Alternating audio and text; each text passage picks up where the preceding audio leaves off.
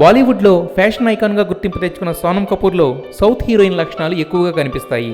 ఆమెను ఇక్కడి వాళ్ళు రిసీవ్ చేసుకునే ఛాన్సెస్ చాలా ఎక్కువ. అందుకే దూకుడులో మహేష్ బాబు పక్కన సోనంని సెలెక్ట్ చేసుకుంటే రెమ్యునరేషన్ మాత్రం ఓ రేంజ్లో చెప్పింది.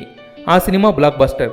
ఆ తరువాత బాహుబలిని వరల్డ్ వైడ్గా రిలీజ్ చేయాలనుకున్న జక్కన్న అవంతిక పాత్ర కోసం సోనంని అడిగితే సౌత్ సినిమా అన్న చిన్న చూపుతో సోది చెప్పి ఎస్కేప్ అయింది.